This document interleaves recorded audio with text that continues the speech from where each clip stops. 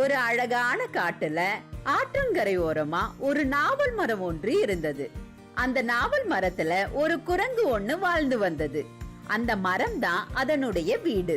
அந்த பழங்கள் தான் அதனுடைய உணவு. ஒரு நாள் ஒரு முதலை ஆற்றங்கரை ஓரமா ரொம்ப சோர்வா பசியோட நீந்தி வந்தது. இத பார்த்த குரங்கு முதலைக்கு நிறைய நாவல் பழங்களை உணவா கொடுத்தது.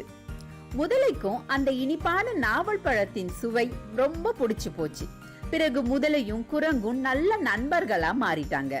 ஒரு நாள் முதலை அந்த இனிப்பான நாவல் பழங்களை கொண்டு போய் அதனுடைய மனைவிக்கு சாப்பிட கொடுத்தது. அது மட்டும் இல்லாம குரங்க பற்றியும் ரொம்ப பெருமையா சொல்லிச்சு. பழங்களை சாப்பிட்ட அந்த பெண் முதலை நாவல் பழமே இவ்வளவு ருசியா இருக்கும்போது நாவல் பழங்களை தினமும் சாப்பிடும் அந்த குரங்கினுடைய இதயம் எவ்வளவு சுவையா இருக்கும் அப்படின்னு யோசிக்க ஆரம்பிச்சது. உடனே ஆண் முதலையிடம் பெண் முதலை சொல்லுச்சு, எனக்கு அந்த குரங்கினுடைய இதயம் வேணும் அப்படின்னு சொல்லுச்சு.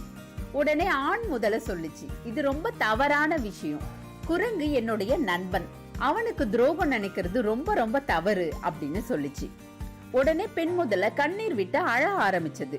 எனக்கு தீராத நோய் இருக்கு, குரங்கினுடைய இதயத்தை சாப்பிட்டா மட்டும்தான் அந்த நோய் சரியாகும் அப்படின்னு கெஞ்சி கேட்டுச்சு. வேறு வழி இல்லாம ஆண் முதலை தன் நண்பனாகிய குரங்கின் இதயத்தை கொண்டு வந்து தருவதா மனைவி முதலைக்கு வாக்களிச்சது.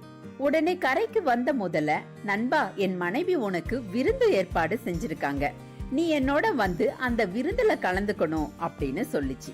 குரங்குக்கு ரொம்ப மகிழ்ச்சி ஆயிடுச்சு. முதலையோட முதுகுல உட்காந்துட்டு ரொம்ப சந்தோஷமா ஆற்றுல வந்துச்சு.